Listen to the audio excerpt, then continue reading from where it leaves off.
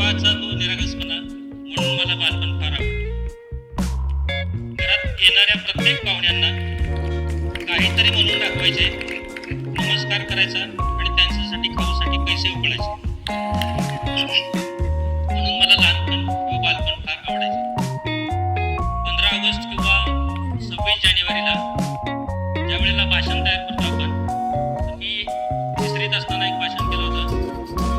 अध्यक्ष महोदय, तुमचं काय आठवलंच नाही. अध्यक्ष महोदय एवढं म्हणलो तरी टाळ्यांचा कडकडाट झाला आणि आता खाली बसा म्हणाले. म्हणून मला लहानपण फार आवडायचे. शाळेत रोज लिखाण किंवा शुद्धलेखन, अक्षर सुधारावं म्हणून शुद्धलेखन लिहायला लावायचे. रोजच्या रोज 10 वेळी शुद्धलेखन लिहायला लावायचे. मग एक दिवशी अचानक मला लक्षात झालं नाही की शुद्धलेखन लिहायला वेळच मिळाला नाही. मग घरून शाळेत जाताना काय केलं की पटदिशी 2 पान भरून श्रीराम श्रीराम श्रीराम हेच लिहून काढलं. मला वेळ नव्हता, पुस्तकात बघायला वेळ नव्हता. आणि शाळेत गेल्यानंतर मला कळलं की माझ्या बहिणीने मार खाल्ला, का तर मी तिच्या वयात लिहिलं. घरी आल्यानंतर मी तिचा मार खाल्ला. म्हणून मला लहानपण फार आवडायचं. शाळेत त्यावेळेला मोठ्या इंजेक्शनच्या किंवा सिरिंज मोठ्या असायच्या धातूच्या. आणि ज्या वेळेला शाळेमध्ये इंजेक्शन करायला यायचे किंवा कोणता तरी डोस द्यायला यायचे, तर त्यावेळेला नुसत्या स्पिरिटच्या वासाने लक्षात यायचे की डॉक्टर आला. स्पिरिटचा वास जरी आला तर डॉक्टर आले असं कळायचं. आणि गज नसलेल्या खिडकीतून मी पळून यायचो. खिडकीला गजच नसायचे म्हणजे मी पळून घरी यायचो. म्हणून मला लहानपण फार आवडायचे. शेवटचा तास शारीरिक शिक्षणाचा किंवा पीटीचा असायचा.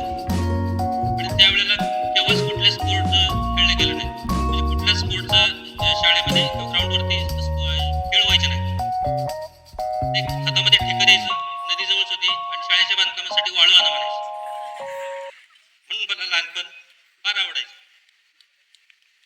वादळ वाऱ्याच्या दिवसामध्ये शाळेची कौलं जी आहेत किंवा पत्रे ती उडून जायचे. आणि आता तुम्ही घरी जावं असं म्हटल्यानंतर फार आनंद व्हायचा.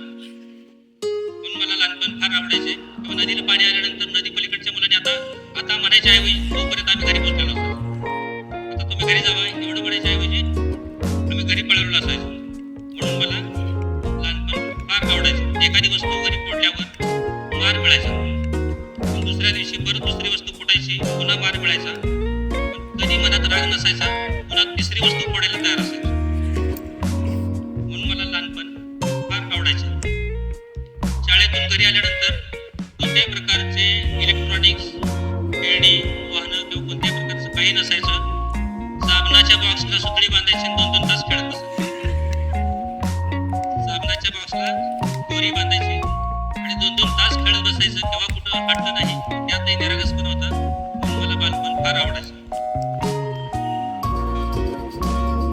आणि बालपणाचं सगळ्यात महत्त्वाचं एक वैशिष्ट्य आहे की बालपणात माणूस केव्हाच म्हातारा होत नाही.